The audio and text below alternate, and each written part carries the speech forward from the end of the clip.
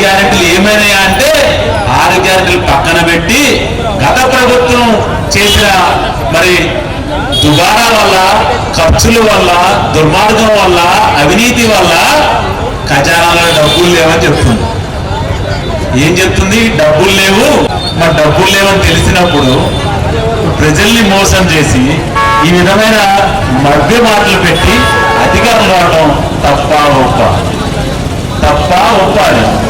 కాబట్టి ప్రజలు అతి త్వరలోనే ఈ యొక్క కాంగ్రెస్ ప్రభుత్వం కూడా మరి 100 రోజుల సమయం అడిగింది. కాంగ్రెస్ ప్రభుత్వం ఏం చెప్పింది? మొట్టమొదటి ఏం చెప్పింది? మేము అధికారం రాగానే మీరు కరెంటు బిల్లు కట్టక్కర్లేదు అని చెప్పింది. 200 యూనిట్లు ఫ్రీ అని చెప్పింది. వెంటనే రైతులు 2 లక్షల రుణం ఆర్టీసీ బస్సులో ఫ్రీగా వెళ్ళమని చెప్పింది. అది తప్పించి ఏది కూడా చేయలేదు. మరి ఒకప్పుడు కేసీఆర్ సార్ 2014లో అధికారంలోకి వచ్చినప్పుడు ఈ యొక్క లిక్కర్ ఆమ్దాని, ఈ రాష్ట్ర ప్రభుత్వం యొక్క లిక్కర్ ఆమ్దాని 11,000 కోట్ల రూపాయలు ఉంది. మరి ఈ 2000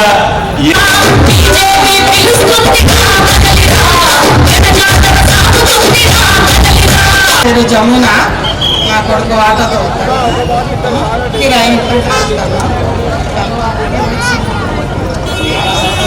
మీ ఆశీస్సులు కావాలి. నరేంద్ర మోదీ గారు మళ్ళా ఈ దేశానికి 3వసారి ప్రధానిగా అయితే మనం విశ్వ గురువుగా ఈ భారతదేశం ఎదగడానికి అవకాశం ఉంటుంది. ఆ అవకాశం మీ చేతుల మీదుగానే, ఈ మాతృమూర్తుల చేతుల మీదుగానే నరేంద్ర మోదీ గారు మళ్ళీ ఈ భారతదేశానికి 3వసారి ప్రధానిగా అవ్వాలని చెప్పి అమ్మ వాళ్ళందరూ కూడా చేయాల్సిన కోరుకున్నాం.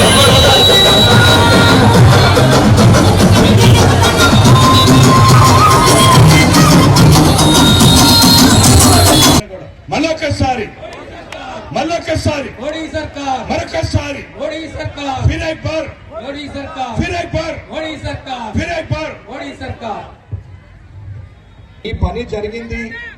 ఇప్పటి వరకు ఈ కొత్తగూడెం కానీ, ఖమ్మం పార్లమెంట్ కానీ ఈ పని జరిగిందని ఒక్కసారి ఏ పార్టీనైనా లేకపోతే ఏ ఎంపీనైనా చెప్పమనండి. ఒక ఎంపీ గెలవలేదు. ఇక్కడ కనీసం ఎంపీటీసీ కూడా గెలవలేదు. ఇక్కడ కనీసం ఎంపీపీ లేరు, ఎంపీటీసీ లేరు.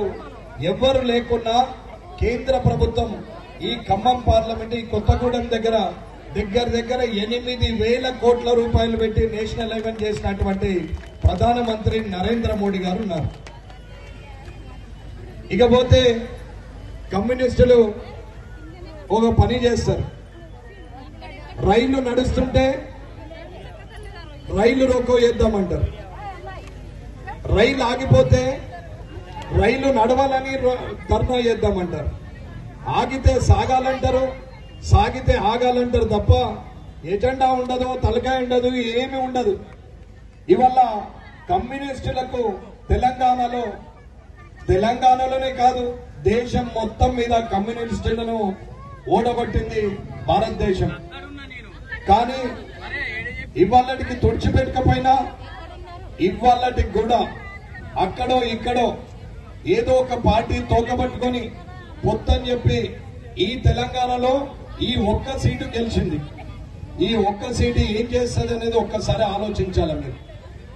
ఆయనంటే నాకు గౌరవమే, కానీ కమ్యూనిస్ట్ పార్టీ ద్వారా జరిగే లాభం ఏందనేది ఒక్కసారి మీరు ఆలోచించాలి.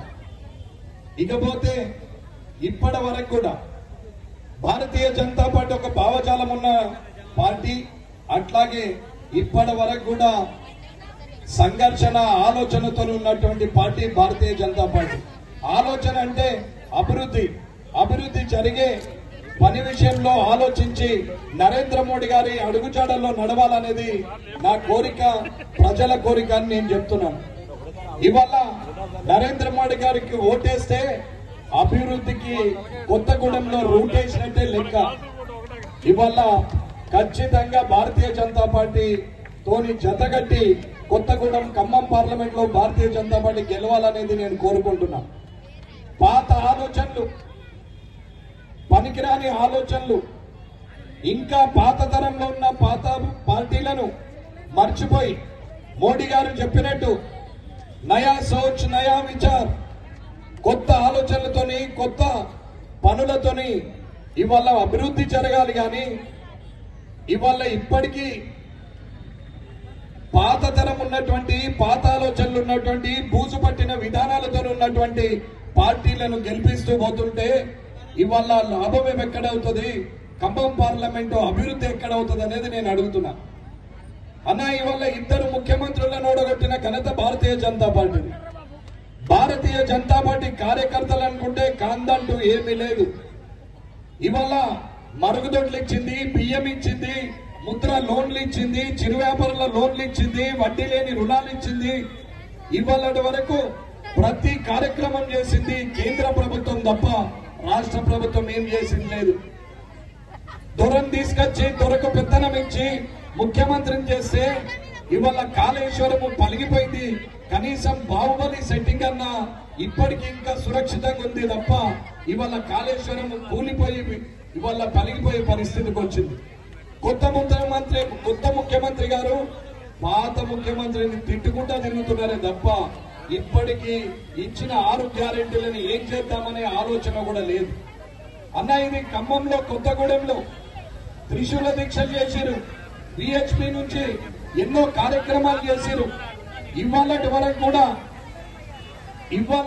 కూడా అయోధ్య నుంచి భద్రాద్రి వరకు ఇవాళ రాములోరు లంకలో ఉన్న సీతమ్మ వారిని తీసుకురావడానికి భద్రాద్రి వచ్చినటువంటి ఈ పుణ్యక్షేత్రంలో రానున్న కాలంలో ఈ ఖమ్మం పార్లమెంట్ లో ఖచ్చితంగా భారతీయ జనతా పార్టీ గెలవాలనేది నా ఆలోచన. కాబట్టి అభివృద్ధి జరిగే నరేంద్ర మోడీ గారు చేసే కార్యక్రమంలో ఈ ఖమ్మం పార్లమెంట్ కూడా మద్దతు ఉండాలని కోరుకుంటూ ఈ అవకాశం ఇచ్చిన మీ అందరికి కూడా ధన్యవాదాలు తెలియజేస్తూ ముగిస్తున్నాను. జై హింద్, జై భారత్, జై మోడీ. ధన్యవాదాలు.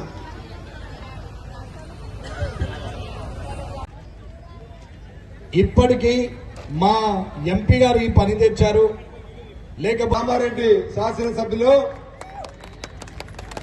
కాటేపల్లి ఇద్దరు రాష్ట్ర ముఖ్యమంత్రులు చాలా తోపు అనుకునే ముఖ్యమంత్రుల్ని అడ్రస్ లేకుండా ఇంటికి పంపిన టైగర్ అన్న ట్రబుల్ షూటర్ బాహుబలి కాటేపల్లి వెంకటరమణారెడ్డి గారిని మాట్లాడవలసిందిగా కోరుతున్నాను.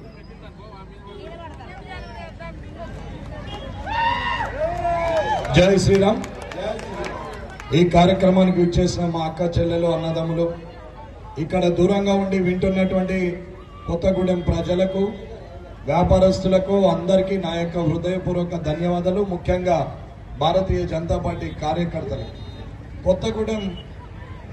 కొత్తగూడెం గురించి ఇవాళ ఖమ్మం పార్లమెంట్ గురించి ఒకసారి మాట్లాడుకుందాం. గతంలో కమ్యూనిస్టులు గెలిచారు, తర్వాత కాంగ్రెస్ గెలిచింది.